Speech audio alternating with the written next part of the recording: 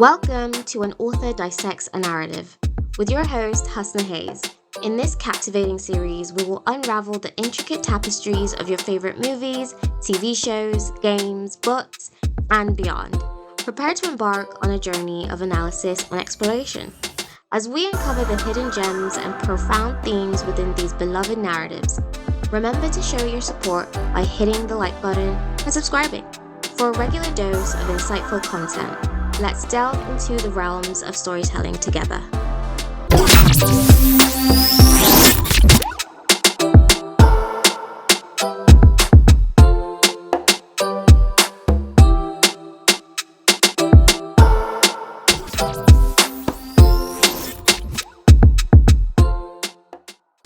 Welcome back to the Deconstructed Universe. That's right, we're back. And before we get into this review, I would like to first of all extend an apology to Miss Queen Rhaenyra Targaryen, first of her name, Queen of the Andals and the First Men, Protector of the Realm, because a few reviews back, I tried to clock her tea saying that she didn't know her way to a sept, and the only reason, and every time I've ever seen her in a sept is when Alicent Hightower was there. I was even wondering if she knew the way to the sept. But in this episode, Homegirl was in a sept, and not only was she into the sept, she got Daemon to indulge her and kneel down in that sept too. So, apologies, Miss Queen Rhaenyra. Apologies. So we open up this episode with season 3, episode 5, and it's obviously Criston Cole, and we've got him with obviously Alicent's brother, Gwaine. And they're on this guerrilla war tactic thing that they've been on, and it's very much successful. We see that the River Lords are kind of just tired of it. Like, they're tired. They're done with Criston Cole and his bandits, and they're running behind. They've got, a time crunch, and they need to move the army, and they're unable to do that, and they're losing men, and it's just not going well. They're like a week behind. And so one of the northern fighters, I don't know his name, girl. I have to hold on, let me. All right, I found it. It was Sir Roderick Dustin. He's like, listen, I'm tired of this, okay? Why don't you let me and my wolves hunt Criston Cole and his little bandits down, and I'll handle him. And Lord Tully's like, yeah, do it.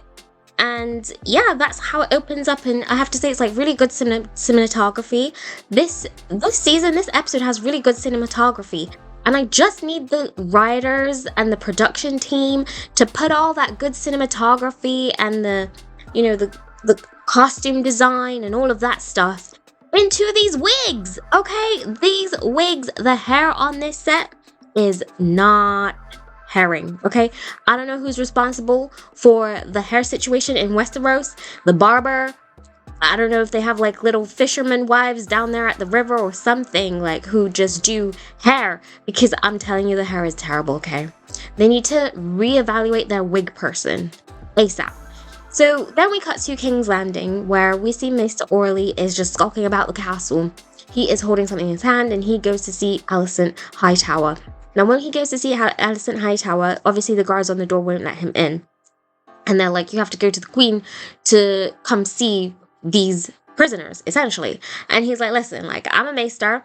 I'm here on maesterly business. I don't know if you know about women's stuff, but I'm here for women's stuff. And they let him in. So when he is let in, we see that Alicent ordered up some moon tea. She ordered up some moon tea from the local Red Keep pharmacy run by Maester Orley, obviously because she wants her daughter to basically abort the baby. And Maester Orley is like, listen, like, I run you this favor right now, but I'm kind of in hot water right now. There's a new queen about the castle. I can't be helping you like this anymore. And Alicent is like, that's fine, and you've always been a friend to me. And then, obviously, then we cut to the conversation that she has with Helaena. And she's like, Helaena, you need to have this because Rhaenyra is queen, okay? You're carrying a contender for the throne. She's going to be forced to, A, kill it, B, use it as a hostage against Aemond or even Aegon. I guess they think, like, Aegon is dead. But, or C, it's going to get taken away from you either way. So you can't have this baby. You need to save yourself the heartbreak and just drink this moon tea. And Helena's like, I don't want to do it, okay? I don't want this moon tea. And Allison is like, listen, girl, in my youth, I had some bad times, okay? I did some bad things, and this moon tea, gave me freedom and liberation from my mistakes. AKA when she had that abortion, when she got preggo with Kristen Cole's bastard. And then she was like, listen, even Rhaenyra had this when she was younger. Remember when Rhaenyra was with Kristen Cole when she was younger? Hold on a minute. How come this moon tea, this whole thing just made me realize, Kristen Cole has had these royal women aborting babies and having Plan B pills all his existence in Westeros. Can you imagine? I don't know why you guys anyway, I don't know what Rhaenyra saw in Kristen Cole. I don't know what Alicent saw in Kristen Cole. It's like, really, Alicent, you really came for Rhaenyra's sloppy seconds? Anyway, she's like, listen, you need to do this because it's going to liberate you, okay? It's going to liberate you. You're going to be fine. You're going to free yourself from all this mistakes and all these obligations. It's like, this is my child, okay? This is my child. And then Alicent was like, yes, it's your child, but he's a contender for the throne. And she was like, it's Aegon's child. This is like a political mess. And Helena's like, yeah, all of that, but it's mine. And I was like, see, Alicent, your daughter, you weren't ready. You were not a very good mother. You're not a really good mother, okay? But even your daughter, she might not like Aegon. I don't know how she feels about Aegon. I don't know how she feels about this whole I don't know how she feels about this whole family, low-key, internally. I don't know how she feels about that whole thing. But at least she knows, even if this child's Aegon's, even if this child is, destined to just be a shackle around my neck, even if this child is going to be put me in a difficult position, it's my child. And I was like, props, Helaena. Can we just give it up for my girl Helaena, okay? And then we obviously get the scene with Rhaenyra heading to the council meeting where she is talking to the lady Sabitha Frey. Now, obviously, back in season 2, Jace promised the phrase Harrenhal, and then obviously Rhaenyra has no money, no coin. She just doesn't care about Harrenhal anymore.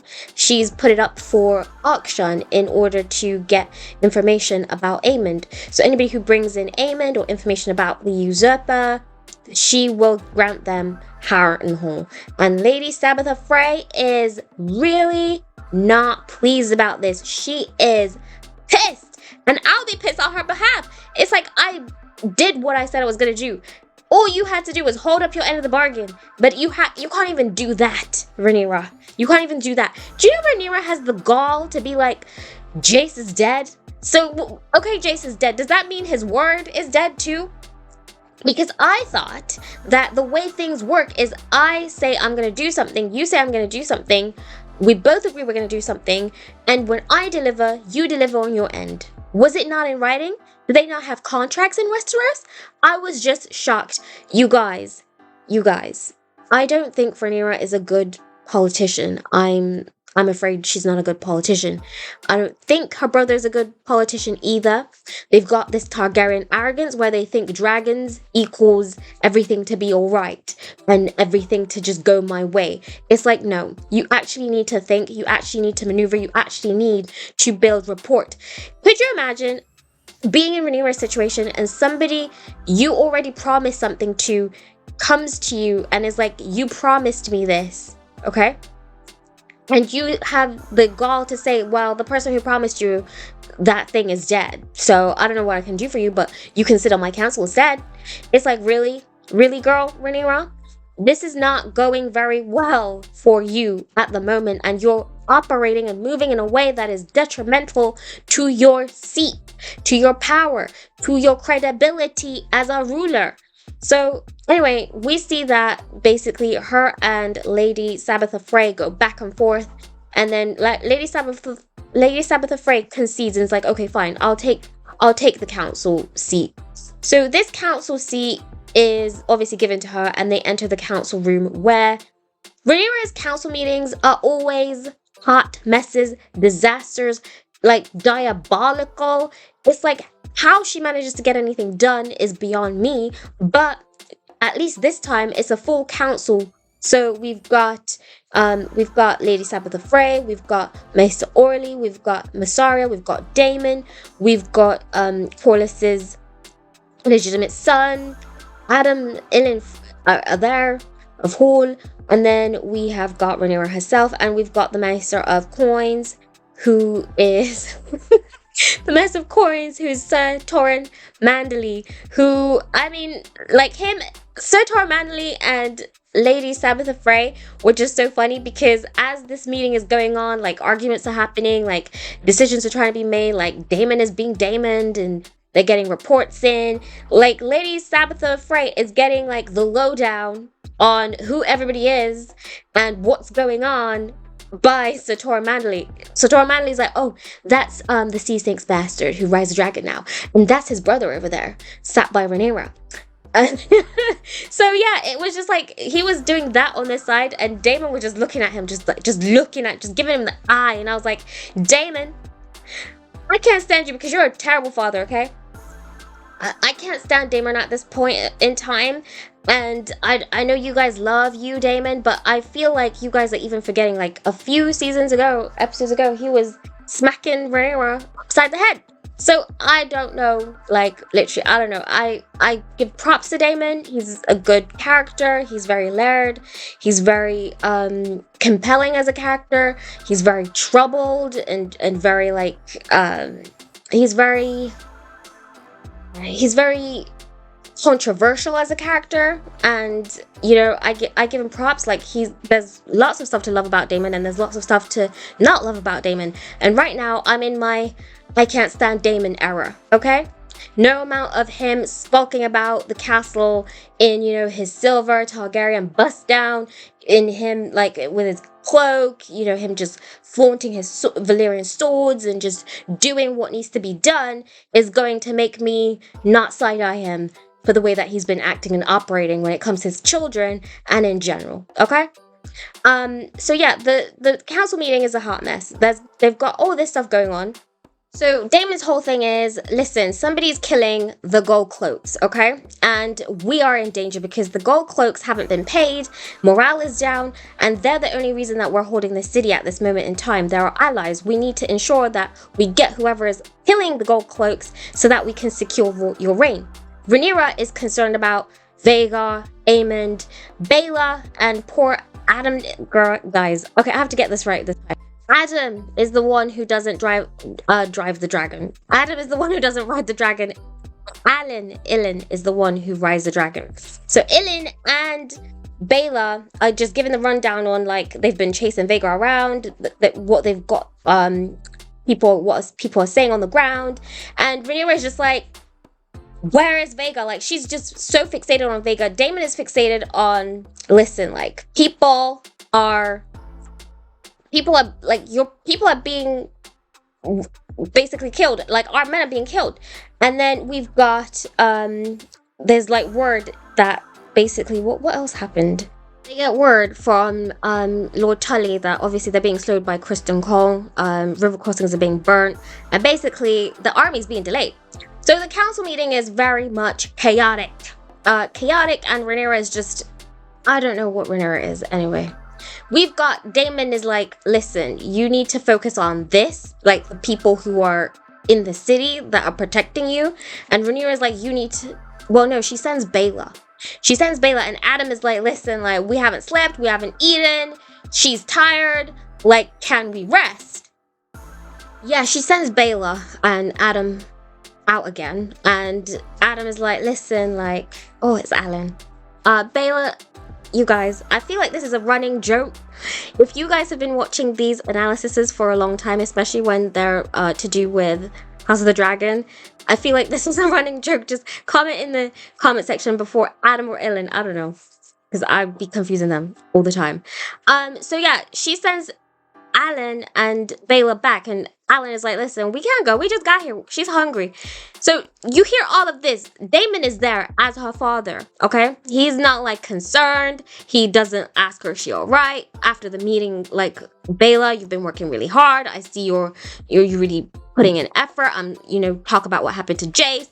None of that, okay? He's more concerned about, listen, somebody is killing my gold cloaks, and I need to find out who. Rhaenyra's like, I will send Damon. Damon, go. And Damon's like, I'll go when I've figured out what's happening here in King's Landing. And then he gets up and leaves. And then Rhaenyra gets up and leaves with him. And then the council meeting comes to an end.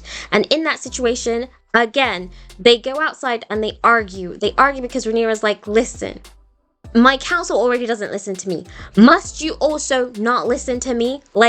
And he's like, listen, I will go and do what you want me to do, but after I finish this. And she's like, that's the same thing as you just basically doing your own thing. So they're arguing because Rhaenyra's like, I've given you an order, you should just follow it. And Damon's like, listen, no, I'll follow it after I do this thing. And it's like, as wrong as Damon is, he's also right. Rhaenyra needs to figure out what's happening in her own city, in her own keep, because these people are protecting her. Okay, her children have arrived. They're here now. We see Joffrey's arrived from the Vale. Now, this is where I got a bit confused with the timeline because last season we saw that Joffrey and little Aegon and Viserys left for Pentos, but now when they arrive to King's Landing, they're saying that he arrived from the Vale. So I don't know. Maybe they got intercepted and were like, oh, come to King's Landing. I don't know how it works then. I don't know if she sent a raven before they got on a ship. I don't know what happened, but anyway, Joffrey is back in King's Landing. Anyway, this whole conversation with Daemon and Rhaenyra is just a bit frustrating because I see where both parties are coming from, but at this point in time, even though Daemon is wrong, he's right. They need to figure out what's going on first here and then squash that before he can go off and fly comfortably. So yeah, that's what happens after that chaotic meeting. You guys, when Rhaenyra got told that Joffrey had returned from the Vale, did you see her kind of hesitation? I don't know, that demeanor was very weird. She didn't go to see her son. I don't know if that has anything to do with her just worrying about the succession and how they're calling her Queen of Bastards, or her just not knowing how to approach her son. Maybe he doesn't know that his older brothers are, dead. I don't know, that reaction she got, it was giving, it had a layer underneath it of something else that I just can't quite place. So if you guys can just go in the comment section and maybe discuss it and tell me, and maybe we can get a little discussion going and see exactly what we're theorizing that was all about, because I think that's going to come into play later on.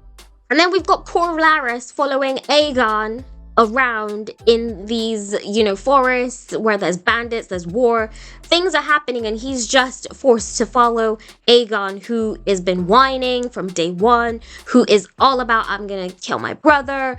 And then they sit down and they have this conversation where Aegon is like, oh, my brother was good at everything, oh, my father put me out of the list. I guess Aegon was really trashed at riding, so he was put out of the list, some excuse Viserys used, and then he was forced to watch from the sidelines as Aemond excelled in everything. He excelled in his lessons, he excelled in riding, he excelled in having his mother's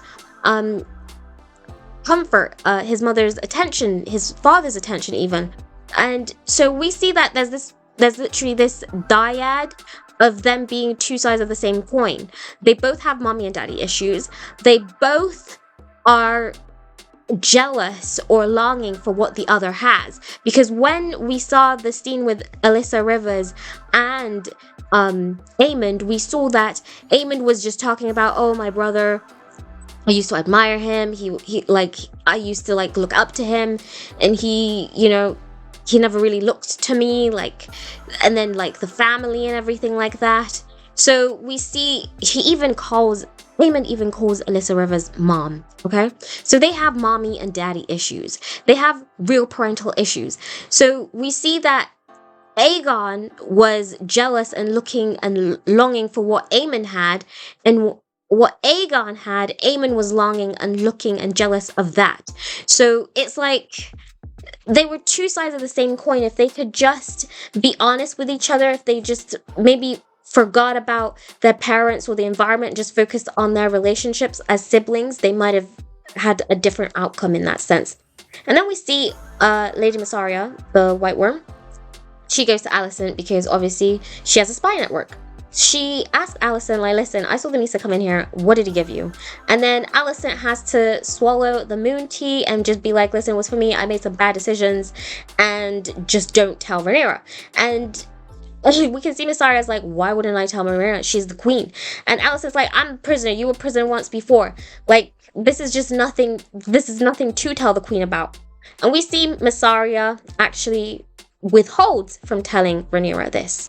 And then we catch up with Gwaine and Criston Cole. Criston is just still on about him going to be the best knight in the kingdom, and he's going to die the best knight of the kingdom, like a glorious death. And I'm like, Sir Criston, get off my scene. Get off my scene. Get off my screen. Okay? And we see that they lose their horses because they step into a trap, and now they're on foot, and it's getting rough out there. And then we see Alicent, she pawns off her necklace because she's looking for a way to get Helaena out. She basically convinces Helaena, like, you need to get out of here. We're not going to be able to take poor Jaehaera, but we'll send for her. We'll get Jaehaera out eventually. But you need to get out of here because if this kid is a boy, we are very much screwed. And then we've got Daemon in Targaryen 2026 with his silver hair flowing behind his back. And he's talking with Sir Luther about obviously the situation and trying to figure out. And they come across more gold cloaks who've been killed.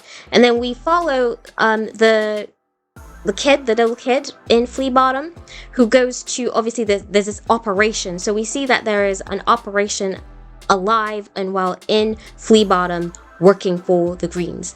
And we see that there's a letter sent off and it goes to none other than, drumroll please, Ormond Hightower. Now I have to say, Ormond Hightower, even though he is unhinged, okay, he is very much playing chess and these people are playing checkers.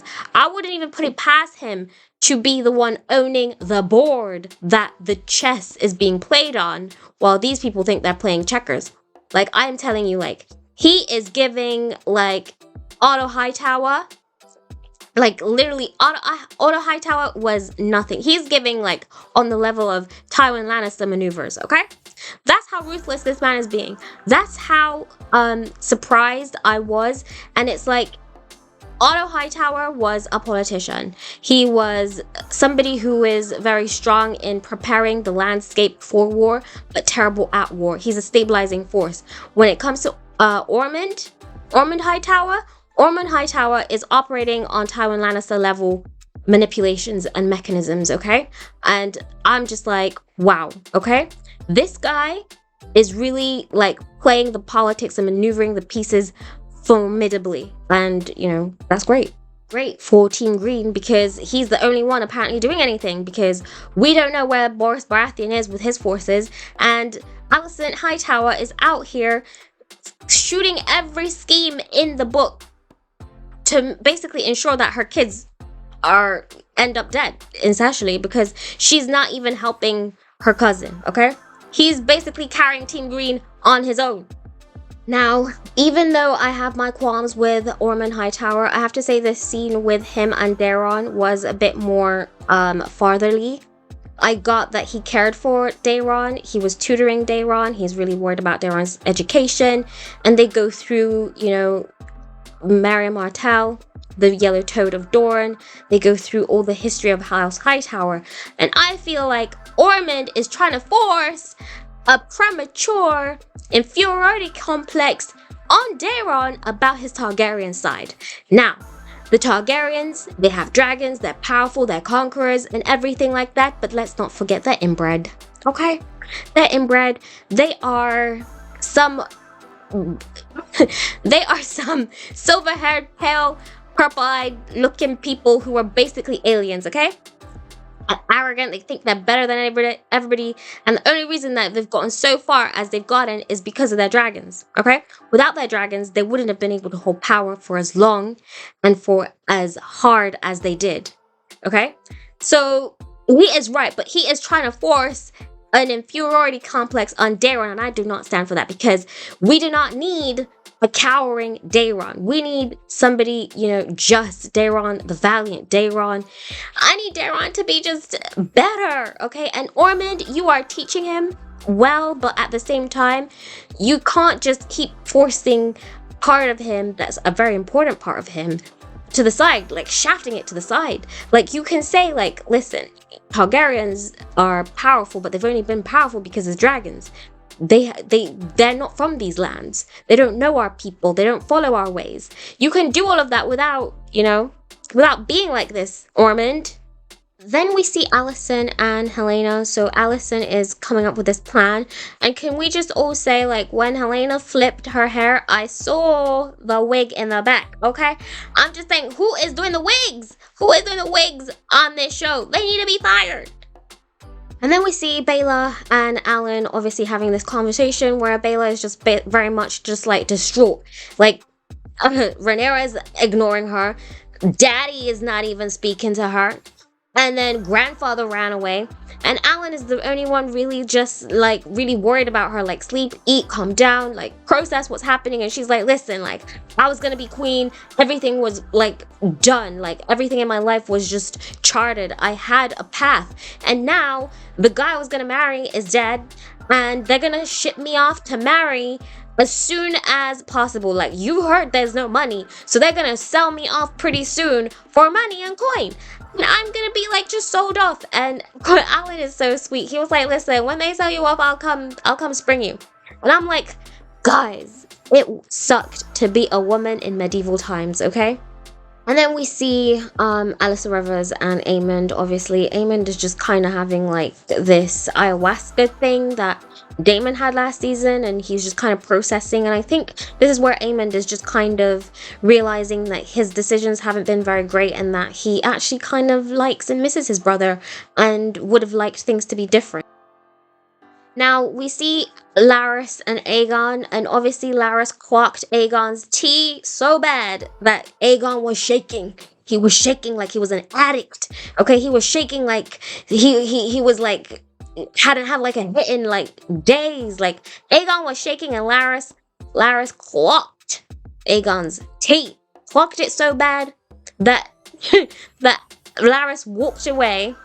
And Aegon followed. And Aegon, I think, was like feeling sorry for himself, only to realize that, hey, I had all the best opportunities and I squandered them. And yes, you did, Aegon. Yes, you did. We get Daemon and Rhaenyra in the Sept, where they basically get into a conversation. Rhaenyra is just like feeling like a foreboding feeling around her. And I'm like, girl, yeah, foreboding. You better listen to that feeling.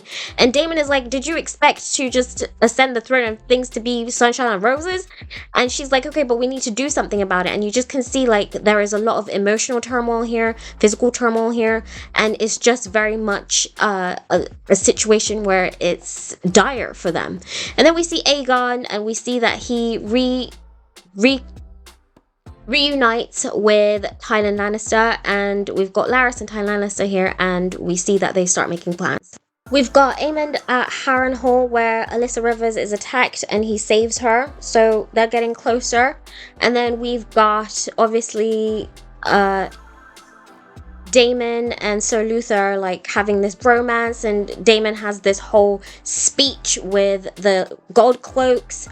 And, he feels, he's feeling himself. He's smelling himself. And then we see that, obviously, he finds out who is behind everything. And it's obviously Ormond Hightower. And he's propping up Daeron as king. And obviously, like, Daemon is not very pleased about that. But he's pleased that he's found out what's going on, finally. He takes his findings to Rhaenyra, and he's very pleased with himself. We see Rhaenyra goes to visit Joffrey, but Joffrey's asleep, and she's very much hesitant when it comes to her son, and I don't know what that is. In the comment section, please comment below. And then we see that, Sir Luther and some of the gold cloaks get... Daemon finds them, and it's like a feast of traitors, a feast for traitors. And I was just like, wow, who did that level of damage? Now, Daemon is pissed, and he's on the hunt properly now, because, like, they took out his friend. and somebody who he trusted when it comes to the gold cloaks. And then we've got Sir Kristen having his own speech and like rallying like morale. So yeah, this episode was a really good one. I feel like these episodes have been really solid and consistent. I give this episode a B. I think that the next episode is going to be really interesting on where it goes as regards to like Tumbleton, Ormond, Daron. I'm batting for my girl Helaena. Obviously, Helaena and Alicent find the secret passage after their failed attempt at escaping. So yeah, I'm really just rooting for Helaena, Jaehaera, and Daron. That's who I'm rooting for. Everybody else can get it. And can we please fix the wigs on this show? Like, literally, please. And I'll catch you in the next one, guys.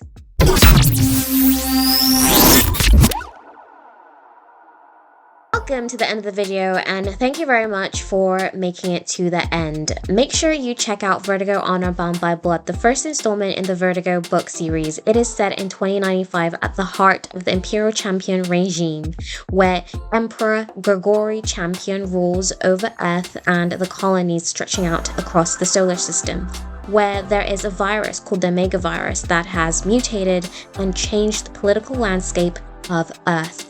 This is a story about factions, about coming of age, about the importance of being firm in what you believe in a world where bloodlines matter. What faction are you?